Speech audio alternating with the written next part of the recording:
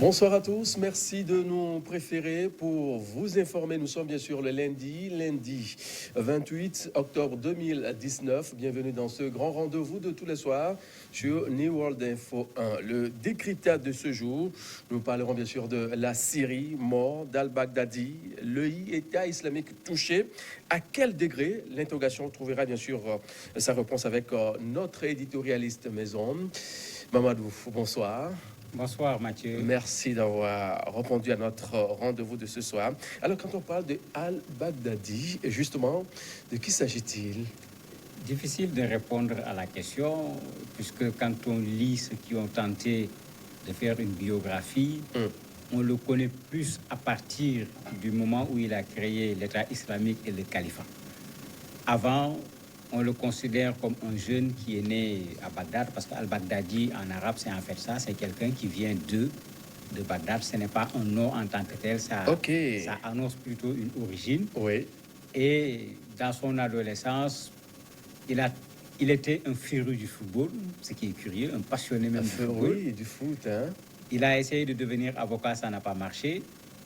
Il a essayé de devenir ingénieur, ça n'a pas marché. Il s'est plutôt tourné ensuite vers la théologie. Et souvent, c'est à partir de ce moment qu'on le connaît, puisque lors de l'invasion de l'Irak, il a tenté de mettre en place un groupe de résistance pour faire du djihad contre les Américains. Ça n'avait pas trop donné, mais malgré tout, il avait été attrapé. Il a fait la fameuse prison de Abu Ghraib, où on avait humilié un certain nombre de prisonniers. Certains disent même que peut-être que cette prison a joué également dans une certaine radicalisation chez lui. Après cette prison, quand il a été libéré, il a rejoint Al-Qaïda. Et c'est par la suite qu'il a créé l'État islamique et s'est autoproclamé calife pour les musulmans. Alors, il a été longtemps et plusieurs fois annoncé comme quelqu'un qui a été tué. On en sait forcément beaucoup de choses sur ce monsieur-là. Et les Russes, pour le moment, continuent pas de mettre le doute. Est-ce à dire que le monsieur peut continuer pas à vivre et défier un peu les annonces, ça et là, faites par le président américain Donald Trump, qu'on a vu sur les médias, qui était vraiment content de cet exploit réalisé par les forces armées américaines. Mais espérons que le président américain a pris toutes ses précautions. Parce que ce qui est clair, c'est que même ces Russes qui sont aujourd'hui en train de douter en ont été victimes, puisque eux-mêmes avaient annoncé, mais avec du conditionnel quand même. Ils n'avaient pas été aussi radicaux que dans un de leurs bombardements, ils croient avoir tué Al-Baghdadi. Et lui, il répondait par des audios, parce qu'il n'a pas fait de vidéos pratiquement, contrairement à Ben Laden. Il répondait par des vidéos, et pour montrer qu'il est bien vivant. Dans la vidéo, il faisait toujours exprès de dire quelque chose qui s'est passé après la date annoncée de sa mort. Donc, s'il est vivant, ne vous en faites pas. Sur Telegram, sur Telegram, il y aura au moins l'audio. Et dans l'audio, il dira quelque chose qui est postérieur au bombardement des Américains. Et c'est comme ça que ça s'est fait plusieurs fois, hein, parce que Ben Laden, même chose, il a été annoncé plusieurs fois mort. Le Nigérien également, même chose, Aboubacar. Mais à chaque fois qu'ils n'ont pas été tués, ils réagissent. La deuxième chose, on attend la réaction de l'État islamique, parce que pour eux, la mort d'un chef, c'est une victoire. C'est là où Trump se trompe complètement. S'il est en train de vouloir influencer l'État islamique en disant qu'il est mort comme un chien, il est mort en pleurant, il se trompe. Ces gens-là célèbrent la mort. Et selon ces mots, c'est un lâche. Oui. Il a dit que... Non, pour les gens-là, ce n'est pas un lâche, parce qu'il y a une contradiction. Ils reconnaissent que c'est lui qui a déclenché sa ceinture explosive avec 3 enfants. Mais pour eux, c'est ça le mode opératoire. Ne pas se laisser capturer par ces gens-là. Donc, pour ses partisans, il a été jusqu'au bout. On préfère la mort que de se faire capturer par les forces armées. Mais c'est la règle. Si vous vous rappelez, je ne sais plus, c'était Bush ou bien Reagan, je ne me rappelle plus c'est lequel des présidents américains qui l'avait dit. Il disait que je sais faire la guerre contre quelqu'un qui a peur de la mort, mais je ne sais pas comment faire la guerre contre quelqu'un qui veut mourir. Et une des difficultés qu'on rencontre avec ces gens, c'est ça. Et c'est ça que Trump essaie de démontrer pour montrer qu'il avait eu peur, etc. quelqu'un qui a peur ne déclenche pas sa ceinture explosive pour s'expédier carrément lui-même sans attendre qu'on lui tire dessus. Donc, il surfe là-dessus pour des besoins intérieurs parce qu'il a sa tempête avec l'affaire ukrainienne, il a sa tempête avec l'affaire russe qui revient, il a sa tempête avec les gens qui veulent voir plus clair aujourd'hui sur ses impôts et pour toutes ces raisons, on veut le destituer. Mais j'espère qu'il a quand même pris toutes les précautions parce que si demain, al-Baghdadi faisait audio pour montrer qu'il est vivant, bon, je me demande à quoi Trump va ressembler, bien que c'est quelqu'un qui sait prendre tous les visages. À supposer qu'il a été vraiment tué, et quel serait enfin l'impact direct sur l'État islamique au jour d'aujourd'hui? Malheureusement, c'est extrêmement difficile à dire parce que quand vous lisez tous les ouvrages, quand vous écoutez les spécialistes de la question, la seule vérité, c'est que Al-Qaïda, tout comme l'État islamique, c'est une nébuleuse. On ne maîtrise pas véritablement ces organisations.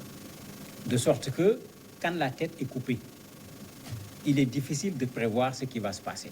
On se retrouve avec plusieurs hypothèses. La première hypothèse, c'est que chacun, parce que généralement, ils fonctionnent sous forme de katiba, c'est-à-dire de petits groupes. Et c'est ça qui fait qu'on a du mal à comprendre leur mode de fonctionnement. Ils font tout pour être des groupes détachés. On ne voit pas les liens. Mais si chacun de ces groupes se lève maintenant pour dire qu'il faut venger la mort, ça va être grave. En tout cas, en France, on a pris très au sérieux cette hypothèse, puisque Christophe Castaner, le ministre de l'Intérieur, a déjà fait une annonce en demandant à la police, à tout le monde, de faire preuve de vigilance, parce que, généralement, après la mort d'un chef, il y a cette tendance qui est là. L'autre élément, ils vont le remplacer s'il est mort. À chaque fois, ils le feront et ils diront qui est le chef. Parce qu'ils l'ont toujours fait quand ils ont perdu un chef, on va dire qu'ils le remplacent. Le scénario catastrophe qu'on ne souhaite pas, c'est que la tête n'est plus là, qu'on se retrouve avec plusieurs têtes, qu'on retourne à la tradition, vous allez dire, grecque, avec le leader qui est là, mais qui a plusieurs têtes, et chacune des têtes étant beaucoup plus dangereuse encore que l'autre tête. Donc, au lieu d'avoir affaire à un seul individu, comme les Américains l'ont fait en essayant de poursuivre une personne, on va se retrouver, être obligé de poursuivre plusieurs personnes qui veulent continuer ce que al-Baghdadi faisait. Et là, ça deviendra extrêmement compliqué pour tout le monde.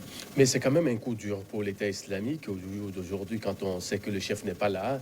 Non, je me dis que c'est pas vraiment ça, hein? La cohésion dans le groupe, les stratégies à mener pour continuer pas à frapper, ça va quand même diminuer un peu, non? Je me dis que le vrai coup dur, il est déjà passé. C'est le fait qu'on ait fait tomber le califat. C'est-à-dire cet espace géographique qu'ils avaient occupé, qui leur permettait d'administrer. Ce coup-là était plus dur que la mort d'al-Baghdadi, parce qu'al-Baghdadi, comme les gens le disent, on dit que c'était un pouvoir sans visage. C'est quelqu'un qu'on ne voyait pas. Nulle part. Surtout pas en public. Est-ce que sa disparition va entraîner des conséquences extraordinaires? Beaucoup de spécialistes n'y croient pas du tout. Ils considèrent que les choses seront réorganisées.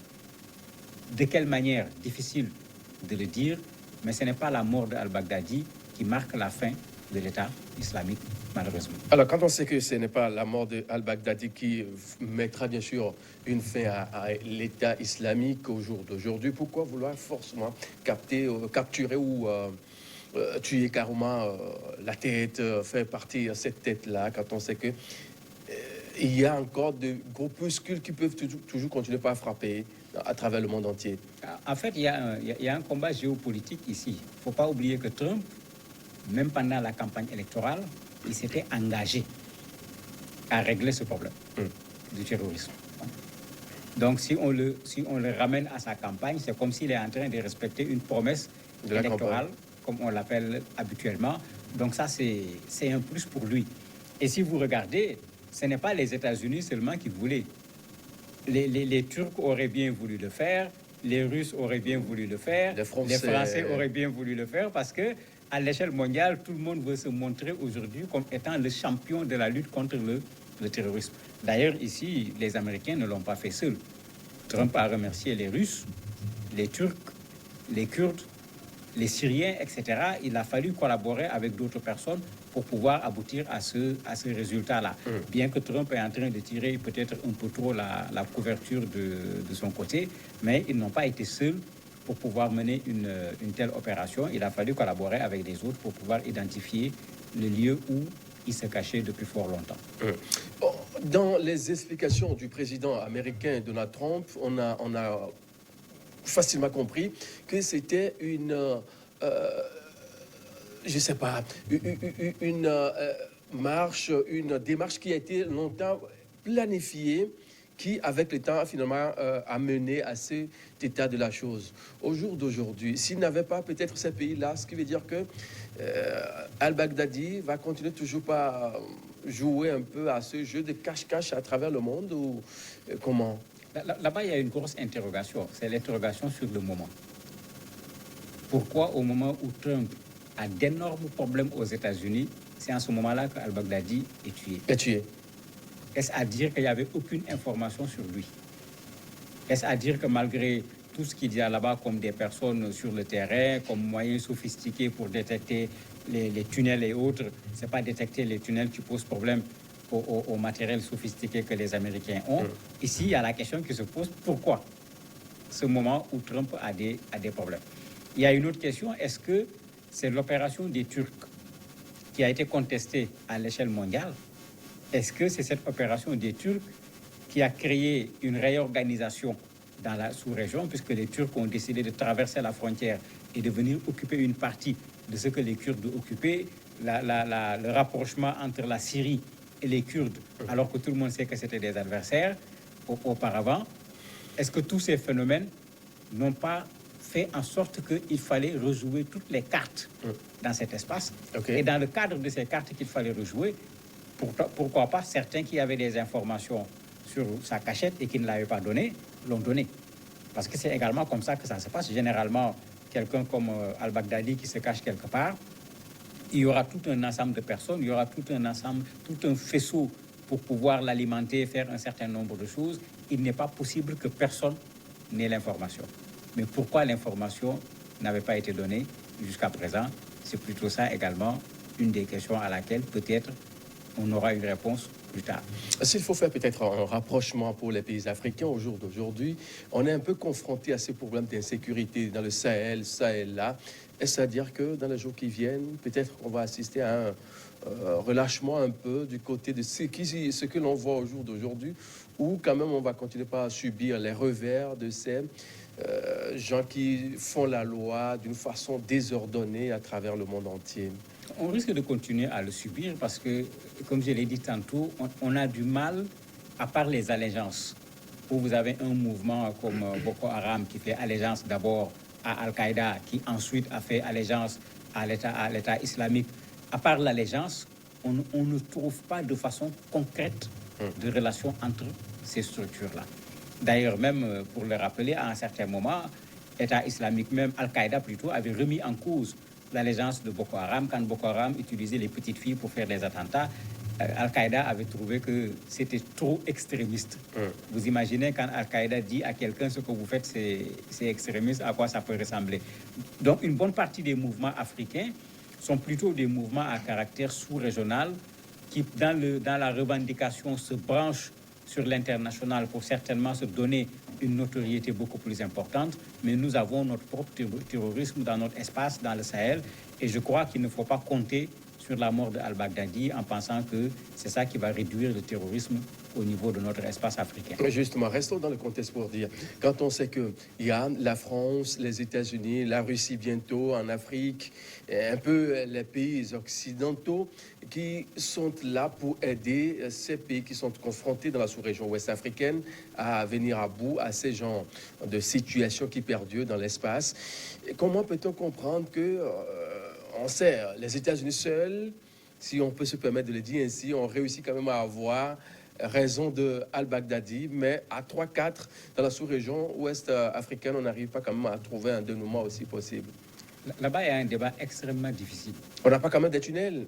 Oui, mais il y a un débat difficile ici, puisque les gens se posent la question, est-ce que ceux qui sont là pour lutter contre le terrorisme ne participent pas à l'alimentation du terrorisme? Vous avez des analystes qui sont catégoriques là-dessus, qui considèrent qu'en fait, le terrorisme, il y a ce qu'on appelle du terrorisme instrumental. Utilisation du terrorisme pour pouvoir déstabiliser un certain nombre de pays avoir des raisons pour installer des bases militaires, avoir des raisons pour venir exploiter les ressources minières, etc. Donc il y a ce problème qui est là et qui est un vrai problème parce que quand on prend le cas du Mali, comment expliquer que la France soit là, que le G5 Sahel soit là, que la MINUSMA soit là, et au lieu que le problème soit résolu, on a l'impression que le problème s'aggrave de jour en jour. Est-ce qu'ils ne sont pas capables de le faire ou est-ce qu'ils n'ont pas la volonté de le faire? Les analystes posent la question. Mamadou Diouf, peut-être un mot sur cette mort entre griffes de Al-Baghdadi pour clore cet entretien. De façon générale, on ne doit pas se réjouir de la mort de quelqu'un, mais quand on regarde tout ce qu'il a fait comme tort, si la vérité était qu'il était venu à mourir, disons tout simplement, il est mort comme il a l'habitude de tuer les gens. Monsieur, nous allons devoir marquer une pause, l'info. Juste derrière, on se retrouve bien sûr pour la partie invitée de ce grand rendez-vous de ce soir. À très